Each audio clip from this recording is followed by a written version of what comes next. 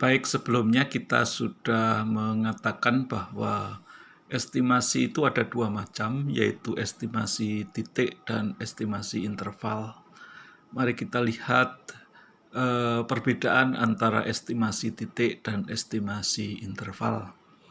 Misalnya saja, saya ingin mengetahui berapa proporsi atau berapa persen mahasiswa Petra yang suka minum kopi. Berapa persen mahasiswa Petra yang suka minum kopi.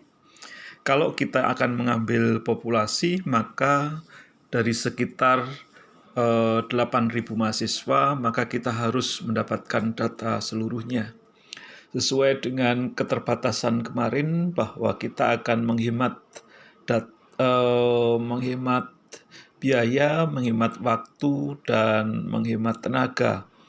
Oleh karena itu kita tidak mengambil seluruh populasi yaitu 8.000 mahasiswa, tapi kita mengambil sampel hanya 500 mahasiswa saja. Sehingga waktu, tenaga, dan biaya bisa dihemat.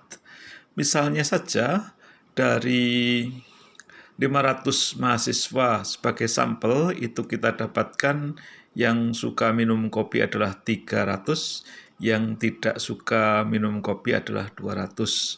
Artinya kita mempunyai proporsi 0,6. 0,6 itu berasal dari 300 dibagi dengan 500. Ini adalah proporsi taksiran atau estimasi titik dari proporsi mahasiswa Petra yang suka minum kopi. Ini adalah estimasi titik. Apa kelemahan dari estimasi titik?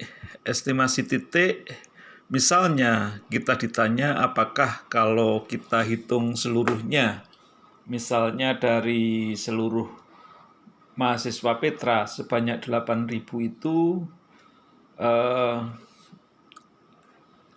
semuanya atau pasti akan mendapatkan nilai proporsi 0,6. Tentu saja kita tidak bisa menjawab, kita hanya bisa mengatakan bahwa kalau kita menghitung dari 8.000 mahasiswa, belum tentu hasilnya adalah 0,6. Ketika jawabannya kita mengatakan belum tentu, maka itu adalah sebuah jawaban yang tidak ilmiah. Kenapa kita tidak bisa menghitung berapa probabilitas P atau proporsi sama dengan 0,6 di dalam distribusi atau populasi kita? Karena proporsi itu adalah distribusinya kontinu, sehingga kita tidak bisa mendapatkan nilai probabilitas dari titik tertentu. Sekali lagi bahwa proporsi adalah distribusinya kontinu. Oleh karena itu kita tidak bisa mendapatkan nilai probabilitas pada titik tertentu. Kok tahu kontinu? Ya karena proporsi itu nilainya antara 0 sampai dengan 100% kalau kita memakai satuan persen. Sehingga tidak mungkin kita mendapatkan nilai probabilitas dari titik tertentu. Oleh karena itu dibutuhkan sebuah interval. Kita tidak bisa atau kita tidak mengatakan bahwa proporsinya 0,6.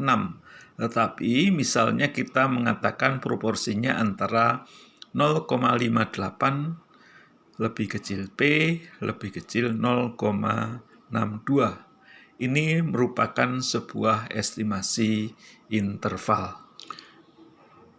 Di sini dikatakan bahwa point estimator tidak memberikan informasi yang cukup mengenai parameter populasi, atau estimasi titik tidak memberikan informasi yang cukup mengenai parameter populasi. Yang dimaksud tidak memberikan informasi yang cukup, ya seperti yang saya jelaskan tadi, kita tidak bisa menjawab ketika ditanya apakah proporsi yang sesungguhnya itu betul-betul 0,6.